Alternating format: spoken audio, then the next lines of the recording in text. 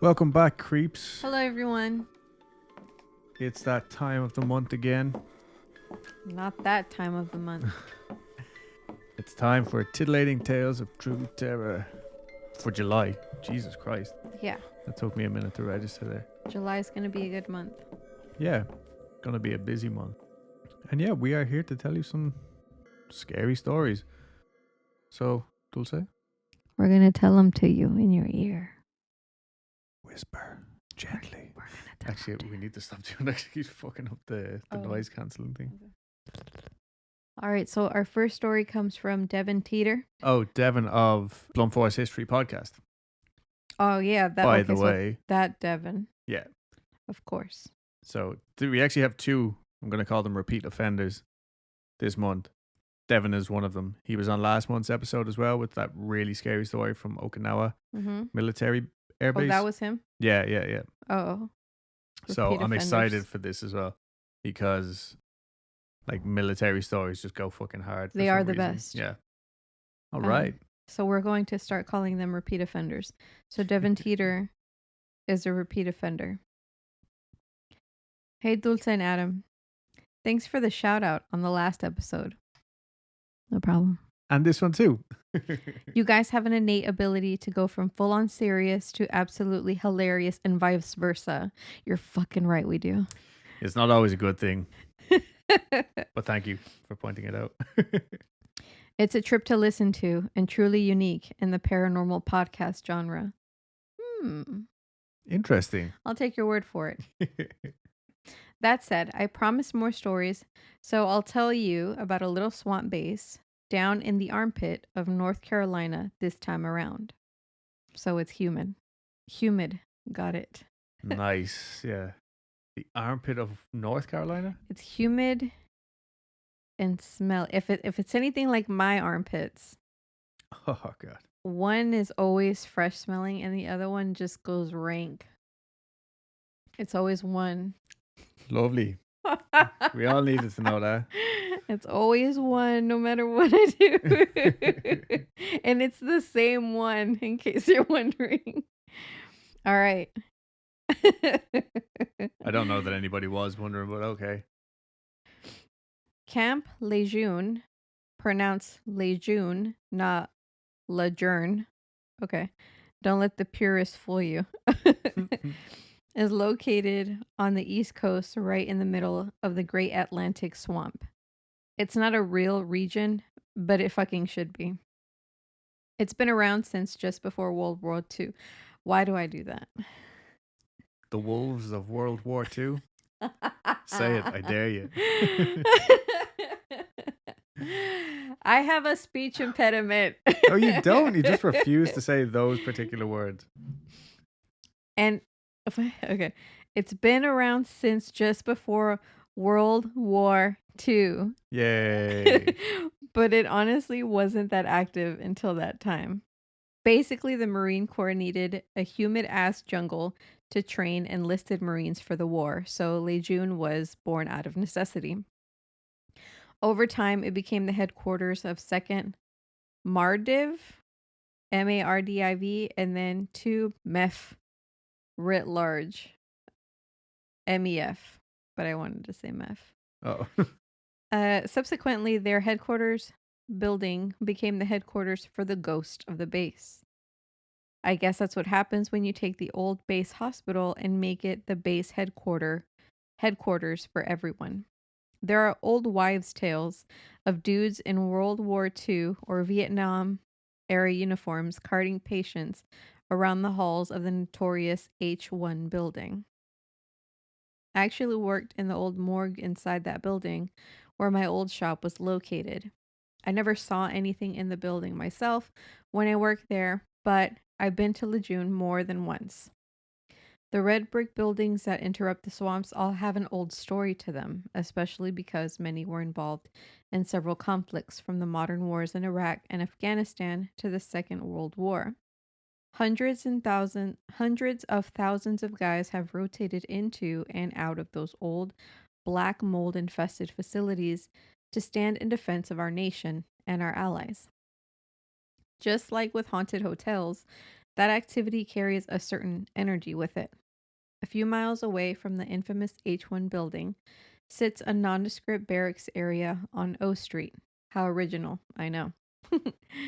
The battalion HQ sits adjacent to the barracks on N Street, and the motor pool sits off towards the main road. This could be any other battalion on the base, as they're all fairly similar, but this one happens to be creepy as fuck. The environment doesn't help the creepy vibes. The Great American Swamp is known for 3 things. 1, being dark. 2, being fucking spooky. And 3, occasionally being haunted. So, I'm picturing like a very typical Scooby-Doo scene here. Yeah. I'm thinking something very like humid and warm and smelly. Moist. Yeah.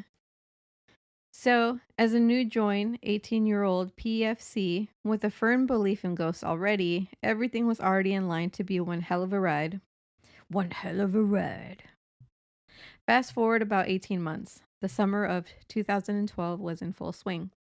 We had been back from deployment for some time, and we had finally settled into the barracks. The barracks parties were rocking, and I was full of piss and vinegar.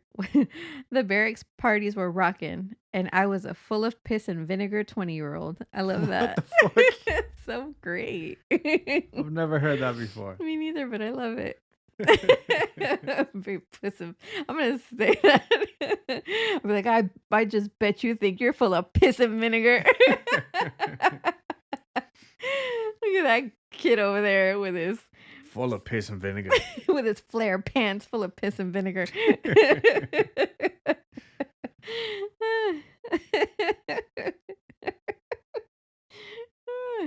My friends and I partied nearly every weekend. Well, nearly every weekend, but one. Oh. During one of the big holidays that year, the barracks were empty. Can't remember which holiday it was anymore, but I didn't have anyone to drink with. So I spent a mild night playing video games and having a normal bedtime instead. I went to bed at about 11 p.m., ready to wake up the next day completely fresh instead of nursing a hangover. That's still pretty late for us. Yeah, we're early risers. A couple hours later, I woke up to a noise in our kitchenette area. It sounded like someone was rummaging through our hygiene kits on the sink counter. I took a second to listen to it, just to be sure I was hearing what I thought I was. Sure enough, the sound of rummaging was pretty clear. Holy shit, I thought to myself. My roommate came home without making a sound. Time for some payback. So the guy I was rooming with was an asshole. He had an average tendency to storm into the room at 3:30 a.m. like a rhinoceros after a rambunctious night of getting shit-faced. So this was new for him. Instead of letting him turn over a new leaf, it was time to get revenge. That's funny. I like the alliteration. The only thing I could do was tweak my voice and say something with a spooky tone. I settled on the word hey because, well, I'm not that witty, and if you believe the internet, my diet consists of crayons. What the fuck? So random. That's so arbitrary. I learned a new word today. Oh, nice.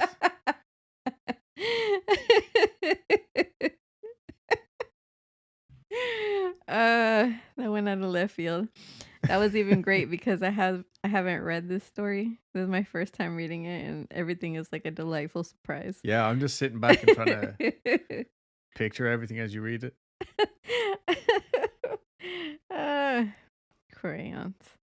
Couldn't really think of anything else to say. So I rolled over, ready to hey the shit out of this guy. We're never going to hear the end of the story.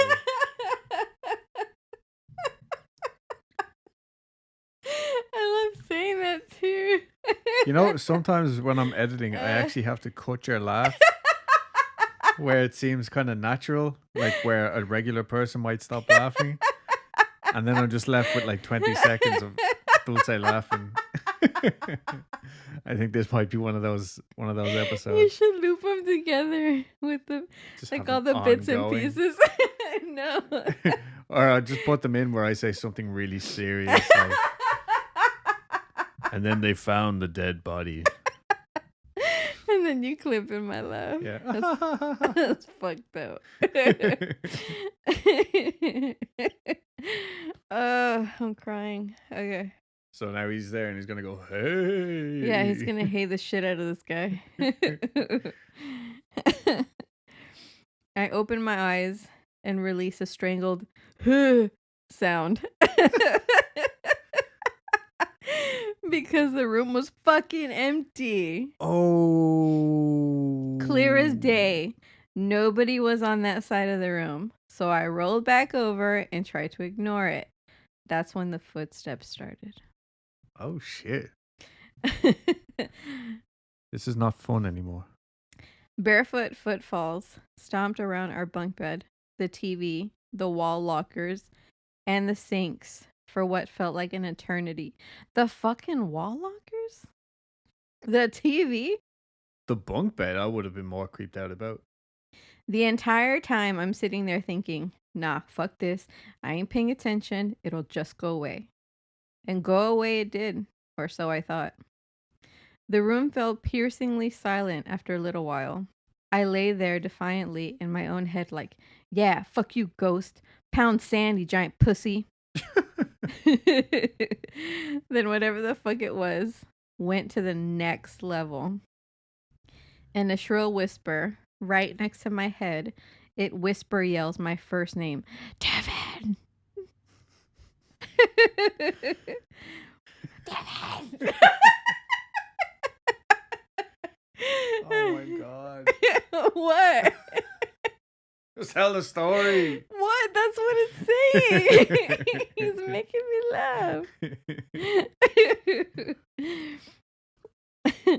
That was more than enough to send me over the back of my top bunk, straight to where I stashed my smokes, and out into the smoke pit to watch the sun come up. That was the only thing that happened in that room, but it was fucking nuts. Nonetheless. You guys should look into Lejeune, the Marine Corps, sometime. There's a lot of paranormal gold people just sit on. Keep up the good work and props.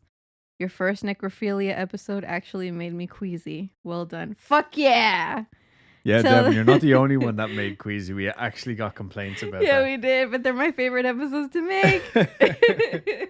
But no, that is one of the creepiest fucking stories because like everything about it is just so, and it's wonderfully written as well, Devin. Yeah. And it says till next time, Devin.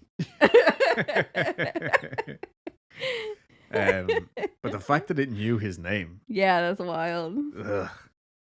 And yeah, I definitely will take a look into Lejeune. Is that what it is? Yeah.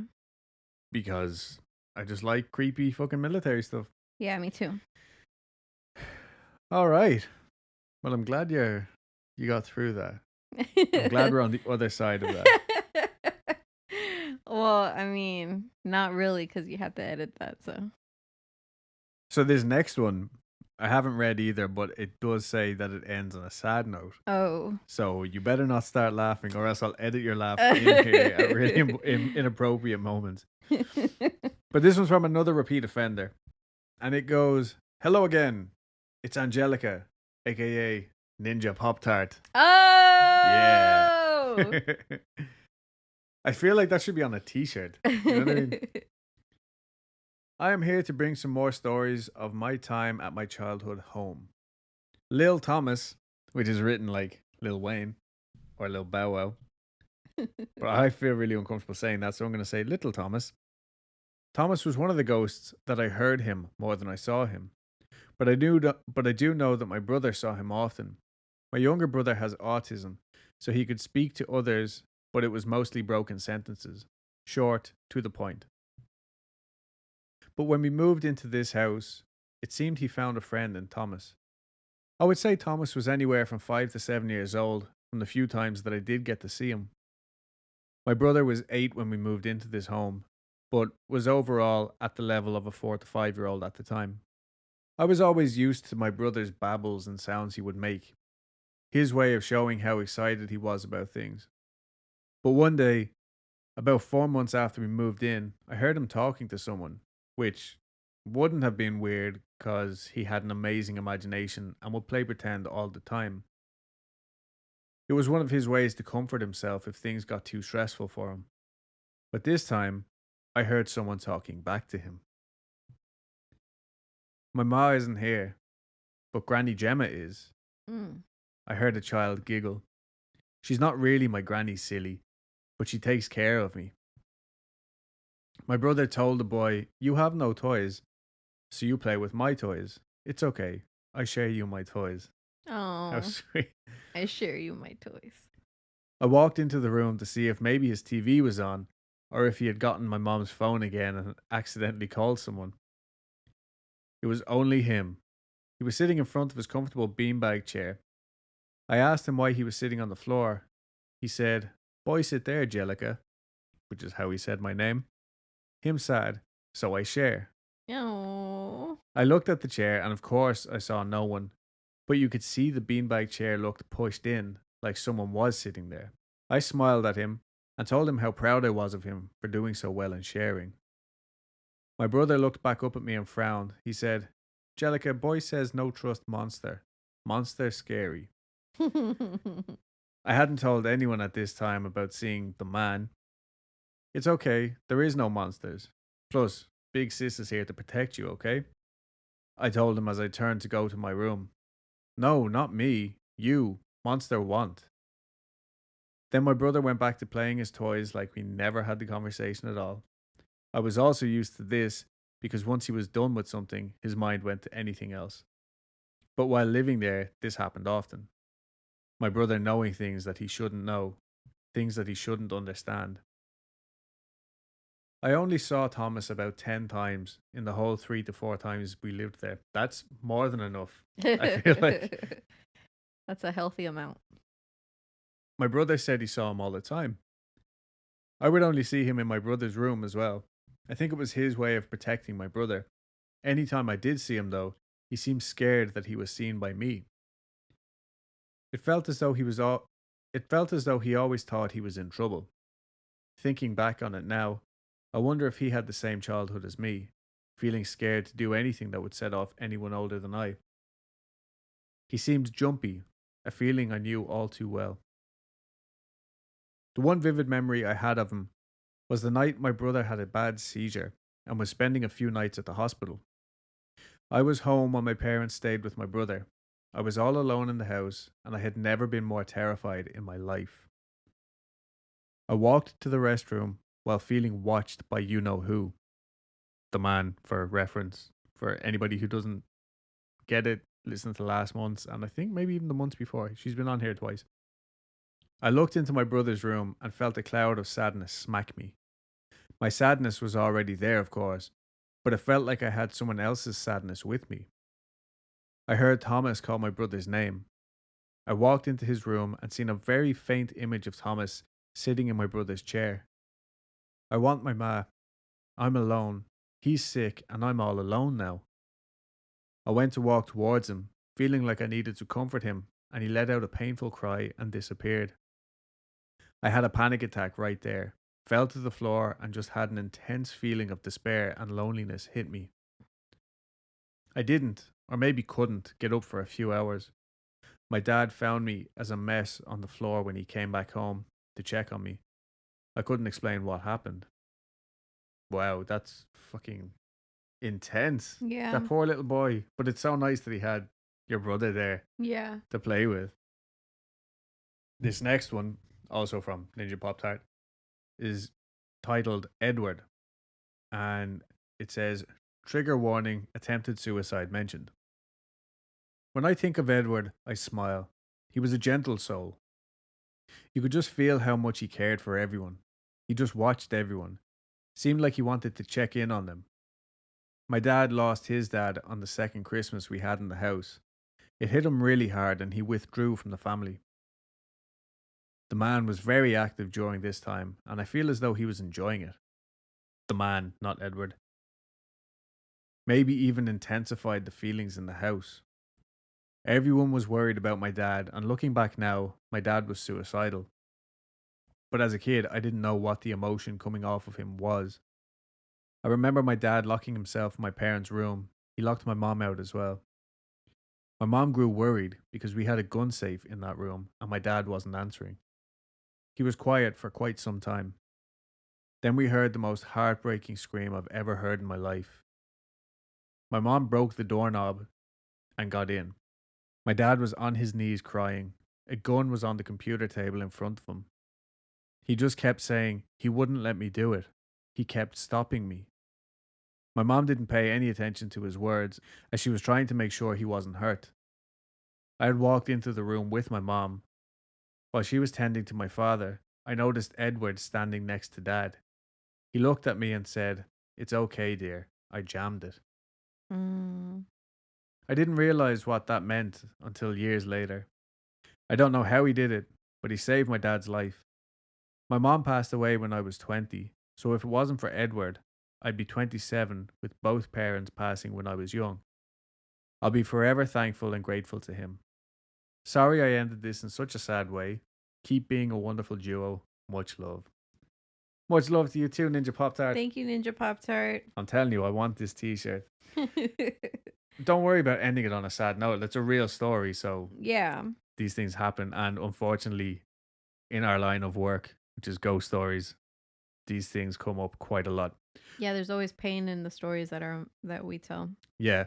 But it is also so nice that they had this almost little family of spirits. You know what it reminds me Yeah. of is Haunting of Hill House or something like that.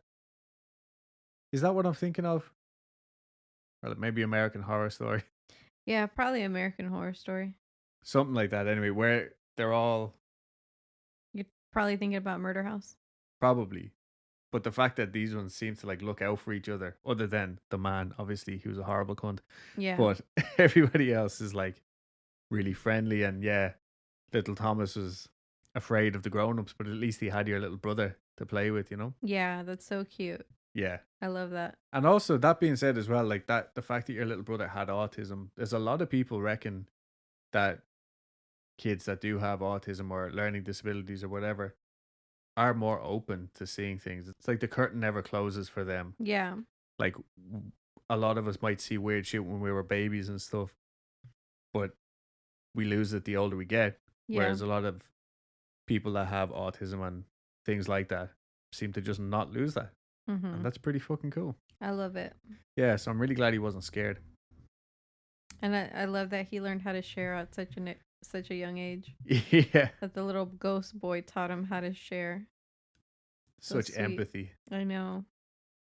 All right. Do you have another one? So this one's by A91W Medic.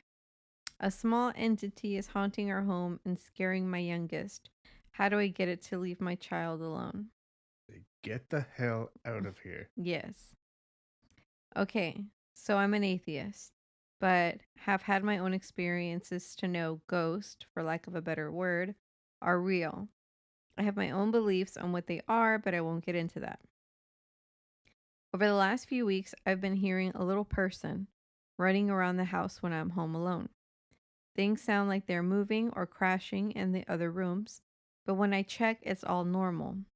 Laughter of a child in the house when I was alone or no one was on the playground. Then this week I saw it. It stayed just outside my peripheral as I turned to look at the sound of a small person running. It was a small thing, like a child, but maybe 3 or 4. It ran past. I heard it run down the hall towards the bedrooms, and that was that. Now, ghosts have never scared me, even violent ones never bothered me, but I do take offense to my youngest child, who's 6, waking up scared at night due to something he heard or bad dreams. Leave my kid out of it, ghost. He's not your playmate. Last night, my son woke us up. He had a dream that something scared him, that something grabbed him, and he came to our room scared. I asked my husband what time it was, and he said 3 a.m. I then get up and my phone says exactly 3 a.m. I use the light on my phone to get dressed and check on my husband and my son. I decide to just start working from home at the moment, and I look back at my phone and it still says 3 a.m. I know more than a few minutes have passed.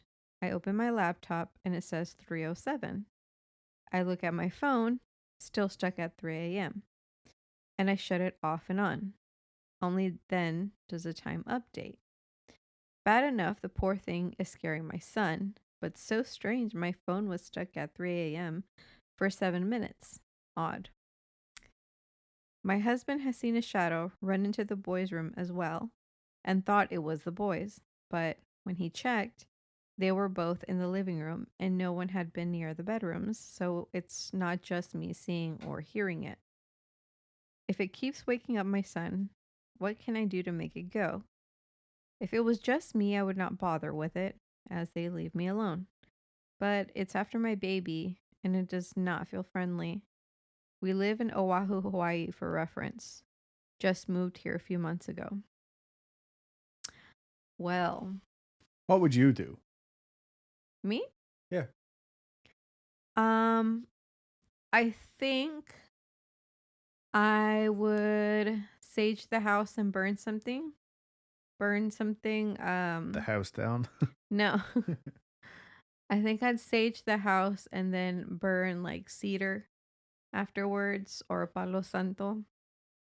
And I'd pray. I'd pray to Saint Michael for protection. That's what I would do initially.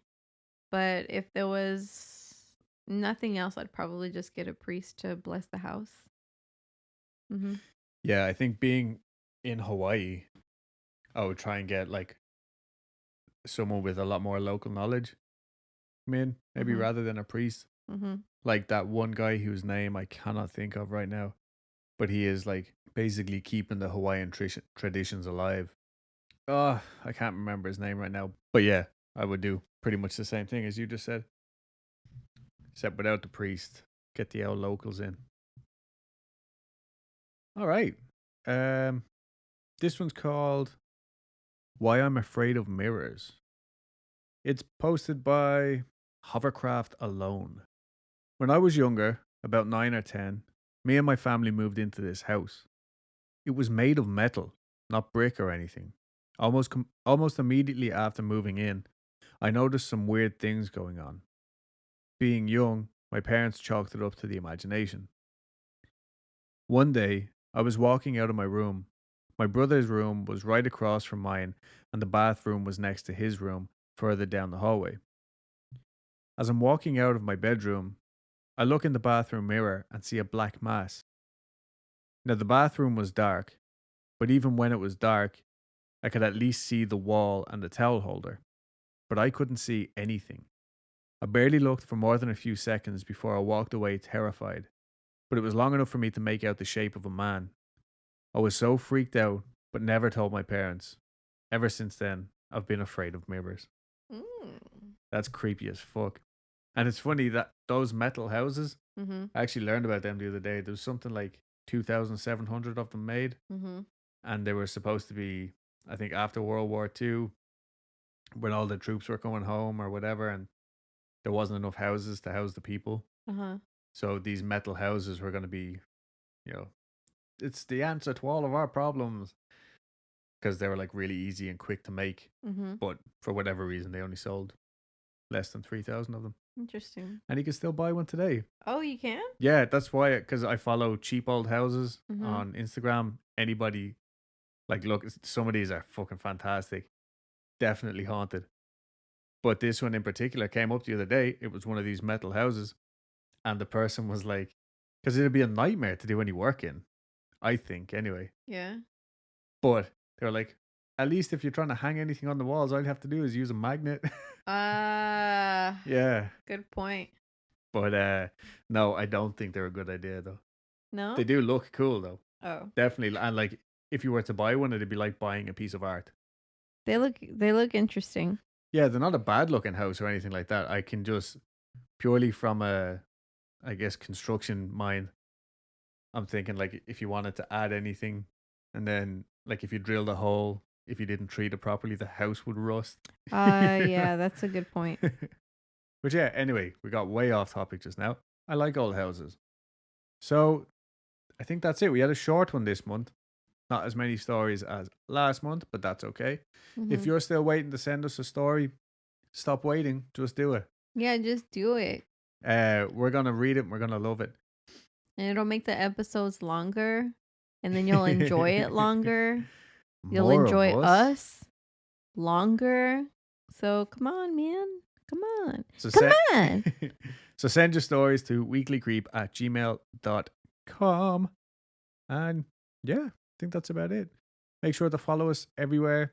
YouTube, follow Adam and Dulce, Weekly Creep. Instagram, Twitter, Facebook. All the good things, all the bad things. Just follow us everywhere. And we'll see you And we'll try to hide from you if you see you following us.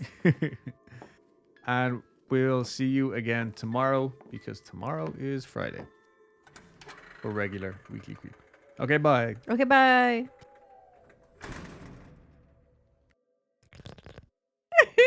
So great. Very pussy. I'm gonna say that. I'll be like, I just bet you think you're full of piss and vinegar. Look at that kid over there with his flare pants full of piss and vinegar.